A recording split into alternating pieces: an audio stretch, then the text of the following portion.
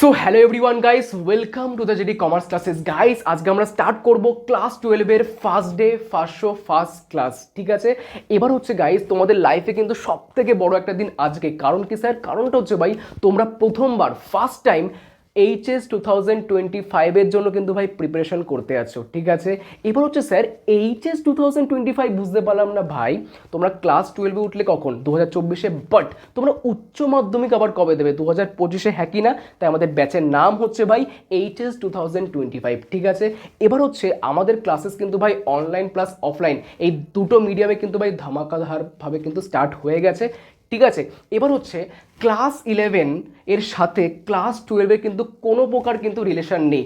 তাই যারা যারা এই প্রবলেমে ভুগছো যে স্যার আমাদের না ক্লাস 11 না বহুত পরিমাণে গোড়া নষ্ট হয়ে গেছে, ভাই তোমরা আবার জিরো থেকে স্টার্ট করবে ক্লাস 12 থেকে। কেন কি স্যার? কারণ হচ্ছে ভাই ক্লাস 11-এর সাথে ক্লাস 12-এর কিন্তু কোনো প্রকার সম্পর্ক কিন্তু নেই ভাই। ঠিক আছে, এবার হচ্ছে ভাই আমাদের কি সাবজেক্ট পাল্টাবে স্যার? না, ক্লাস 11-এ যা ছিল ক্লাস 12-এও পুরো সেম টু সেম সাবজেক্ট আমাদের পড়তে হবে। বাট ওই সাবজেক্টের মধ্যে থাকা টপিক প্লাস সিলেবাস কিন্তু ফুল চেঞ্জ হয়ে যাবে। ঠিক আছে, ওকে।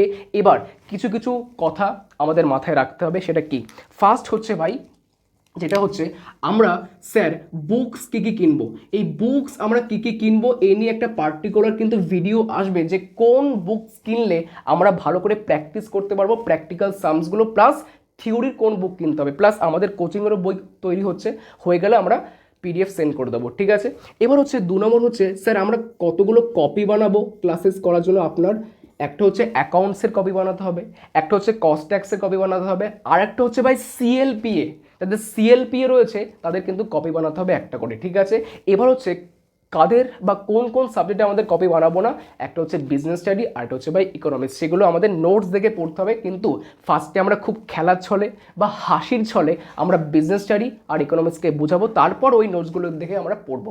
ঠিক আছে রে বাবা, ওকে ওকে। বাট লাস্ট একটা কথা ভাই আমার রিকোয়েস্টে, এই স্যারের রিকোয়েস্টে রে বাবা, সেটা হচ্ছে এই নোটস মানে তোমাদের কপির নোটস এমন করে বানাতে হবে যাতে পুরো তোমাদের পাশের পাড়া প্লাস তোমাদের পাশের বন্ধু বা বান্ধবীগুলো পুরো জেলাস ফিল করে তোমাদের উপর ভাই। ঠিক আছে, মানে বহুত তুরখারাম ভাবে কিন্তু খুব সুন্দর করে কিন্তু ভাই নোটস তৈরি করতে হবে ডে 1 থেকে। ঠিক আছে, চলিয়ে। সো গাইস এখন আমরা স্টার্ট করব কমার্সের জানকে নিয়ে। স্যার কমার্সের জান আবার কে?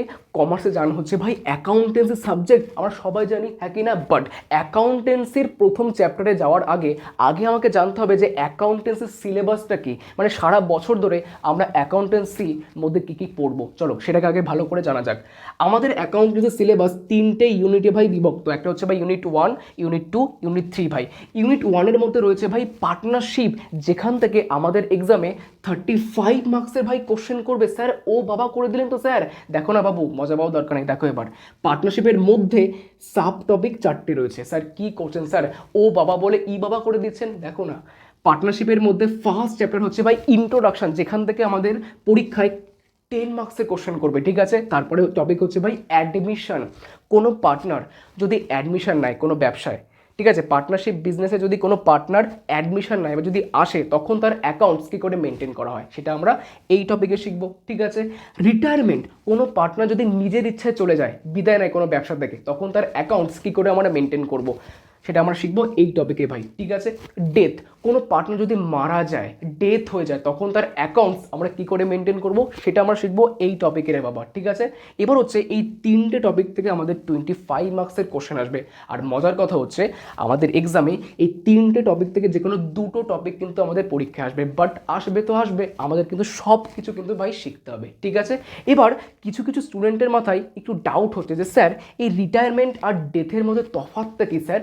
আরে ভাই, রিটায়ারমেন্ট মানে হচ্ছে কোনো পার্টনার নিজের ইচ্ছায় চলে গেছে, আর ডেথ হচ্ছে ভাই ভগবানের ইচ্ছায় চলে গেছে। ঠিক আছে, মানে ভগবান ডেকে নিয়েছে, তোর আর ব্যবসা করার দরকার নেই। ঠিক আছে, এবার হচ্ছে আমরা ইউনিট 2-তে আসি। ইউনিট 2-এর মধ্যে রয়েছে ভাই কোম্পানি। স্যার কোম্পানি, ঠিক শুনছি তো আমরা? হ্যাঁ, কোম্পানি করার জন্য কিন্তু ভাই সবাই কিন্তু ভাই এক্সাইটেড, মানে এই রিলায়েন্স, টাটা, বিড়লা, এত বড় বড় কোম্পানি কী করে তার অ্যাকাউন্টস মেনটেন করে, কিভাবে তাদের ব্যবসাটা করে, আমরা শিখবো ভাই কোম্পানির মধ্যে রে বাবা। ঠিক আছে, যেখানে আমরা শেয়ারের সম্বন্ধে শিখবো, ডিবেঞ্চার শিখবো, আর এখান থেকে আমাদের 25 মার্কসে কিন্তু ভাই কোশ্চেন আসবে। ঠিক আছে, আর লাস্ট হচ্ছে ভাই ইউনিট 3, যেখান থেকে নাম দিয়েছি ভাই আদার অ্যাকাউন্টস, যেখান থেকে আমাদের 20 মার্কসের কোশ্চেন আসবে।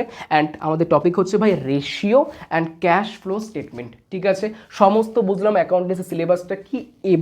এবার হচ্ছে স্যার আমাদের কোশ্চেন প্যাটার্নটা কীভাবে থাকবে, মানে কত মার্কসের এমসিকিউ, কত মার্কসের এসিকিউ, সেটা তো বলুন। চলো, আমাদের 24 মার্কসের ভাই এমসিকিউ থাকবে। ঠিক আছে, আর 12 মার্কসের ভাই এসিকিউ থাকবে। ঠিক আছে, আর 44 মার্কসের ভাই আমাদের সামস মানে অঙ্ক করতে হবে রে। ঠিক আছে, বুঝলাম। এবার তাহলে টোটাল কত হলো ভাই, 80 মার্কসের কিন্তু আমাদের কোশ্চেন হয়ে গেল।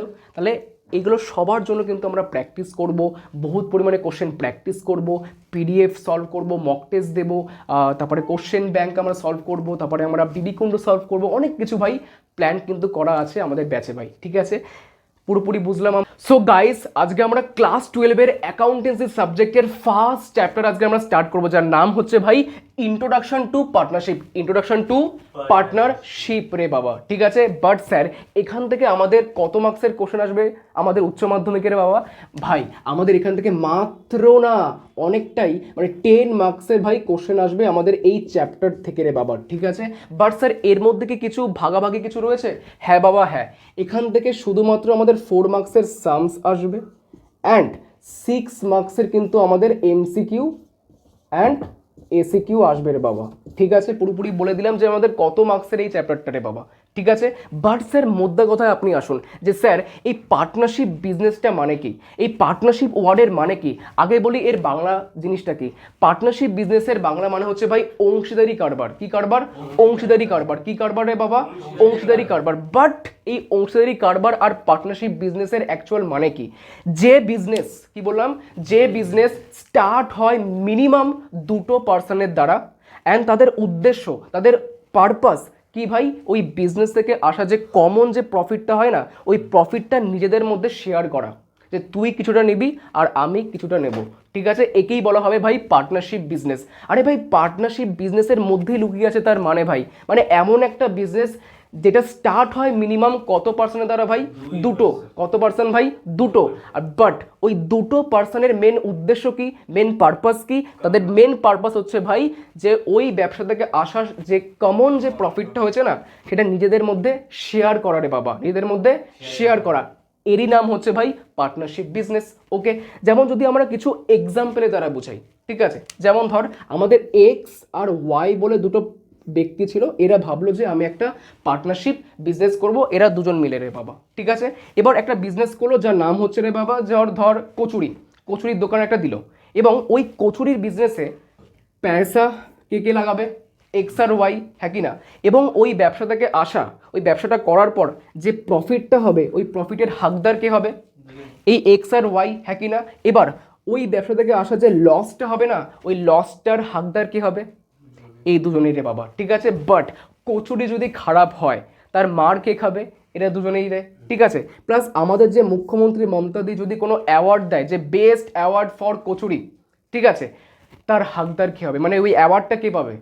এক্স আর ওয়াই দুজনেই ভাই। ঠিক আছে, অ্যাকচুয়াল পার্টনারশিপের বিজনেসের একটাই লাইন ভাই, হাতো মে হাতো হারপাল তেরা সাথো রে বাবা। হাতো মে হাতো হারপাল তেরা সাথো মানে কি?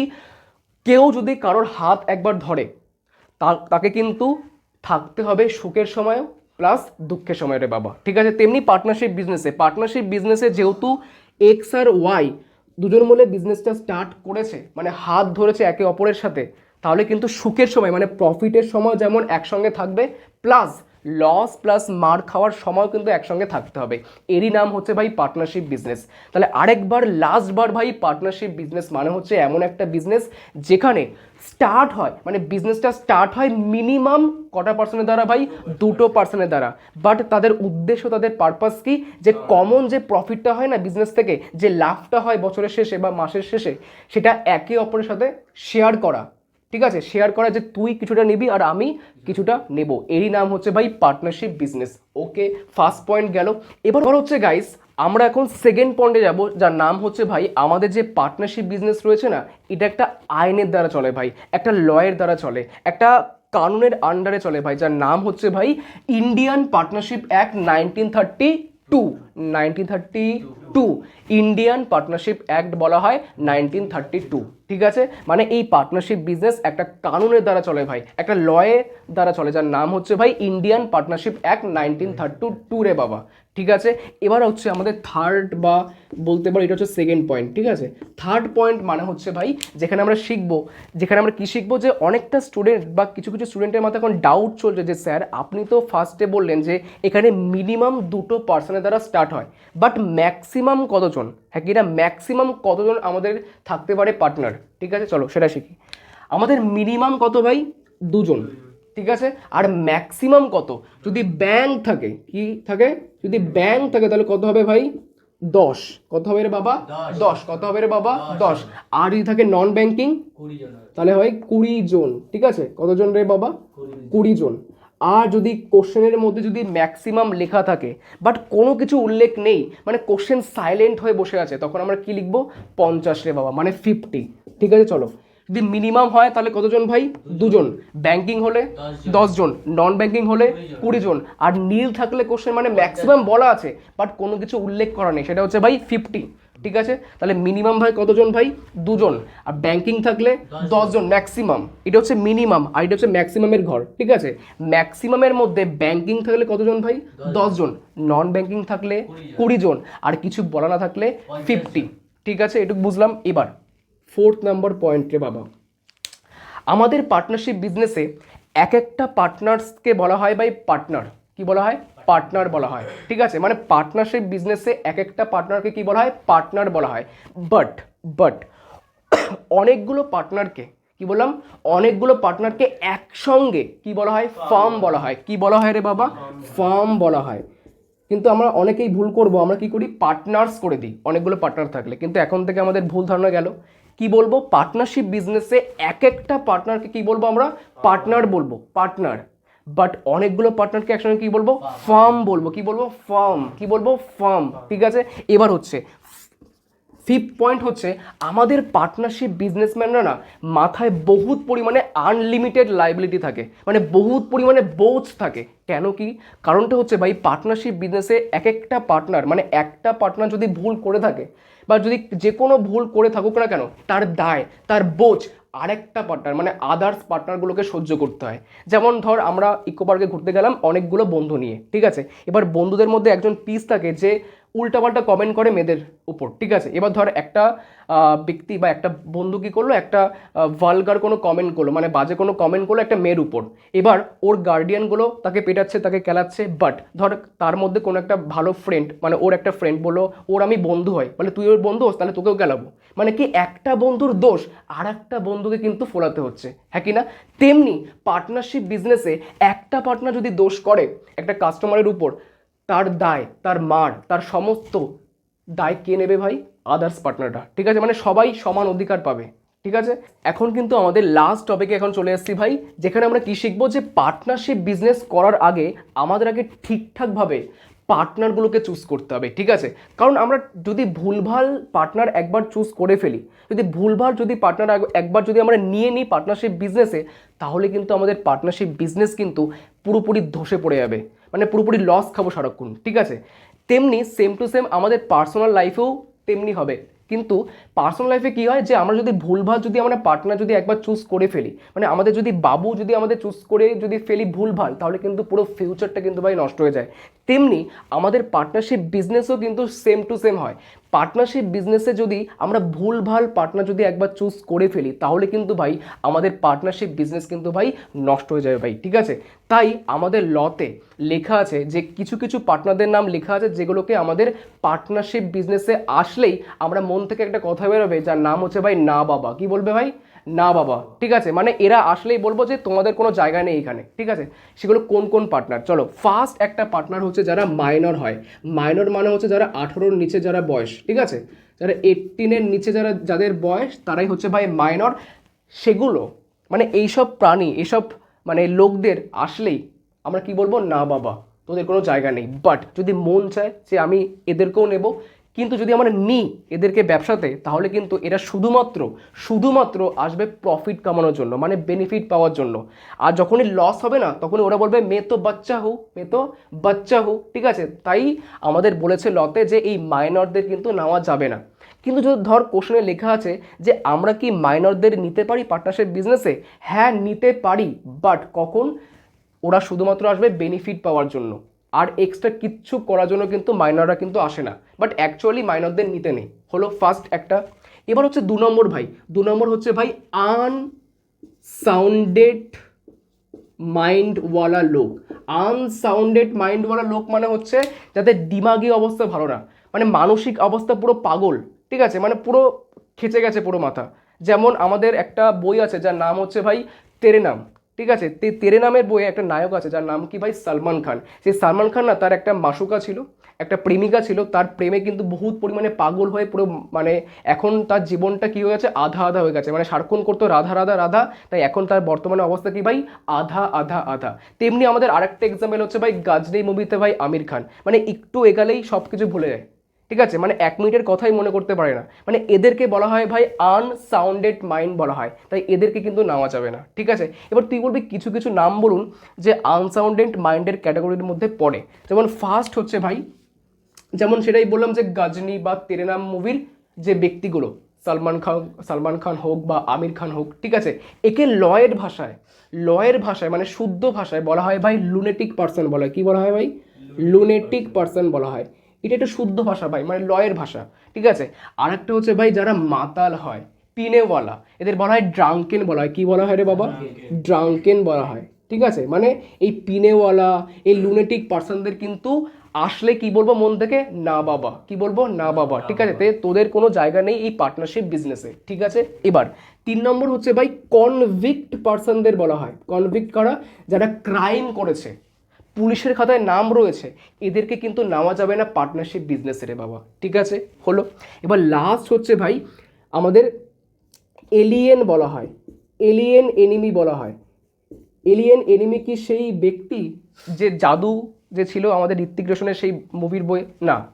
এলিয়েন এনিমি মানে হচ্ছে দেশের বিরুদ্ধে যারা, মানে ধর, মানে যারা আমরা আমাদের দেশের বিরুদ্ধে রয়েছে, মানে যেমন ধর দেশের বাইরে যারা আমাদের দেশের বিরুদ্ধে কথা বলে, তাদেরকে কিন্তু মানে সেই সমস্ত পার্টনারগুলোকে কিন্তু নেওয়া যাবে না। যেমন ধর আমাদের আর্মিরা আমাদের লড়াই করছে, হ্যাঁ কি না, আমাদের বাঁচাচ্ছে, কিন্তু আমার কোনো একটা ফ্রেন্ড কী করছে, পাকিস্তানের কোনো একটা মেয়ের সঙ্গে চ্যাট করছে, ঠিক আছে, দিল পাঠাচ্ছে, ঠিক আছে, করা যাবে না এরকম, ঠিক আছে। মানে কি দেশের বিরুদ্ধে যেসব ব্যক্তিরা কথা বলবে বা দেশের বিরুদ্ধে যাবে যেসব ব্যক্তিরা, তাদেরকে কিন্তু পার্টনারশিপ বিজনেসে নেওয়া যাবে না, ঠিক আছে। তাহলে কোন কোন ব্যক্তিদের নেওয়া যাবে না একসঙ্গে ভাই, ফার্স্ট হচ্ছে ভাই মাইনর, কি বললাম মাইনর, তারপর হচ্ছে ভাই আনসাউন্ডেড মাইন্ড, তার মধ্যে কি ক্যাটাগরি ভাই, লুনেটিক আর ড্রাঙ্কেন, তারপর হচ্ছে ভাই কনভিক্ট পারসন, ক্রাইম করেছে যারা, তাদেরকে নেওয়া যাবে না। লাস্ট হচ্ছে ভাই এলিয়েন এনিমি, বা যারা দেশের বিরুদ্ধে কথা বলে। বুঝলাম, আজকে আমরা অল্প কিছু শিখলাম, কারণ হচ্ছে আজকে আমাদের ফার্স্ট ক্লাস, তাই। আর পরের দিন আমরা নেক্সট টপিকে আমরা যাবো, ঠিক আছে, মানে এই চ্যাপ্টারের নেক্সট টপিক ভাই, ঠিক আছে।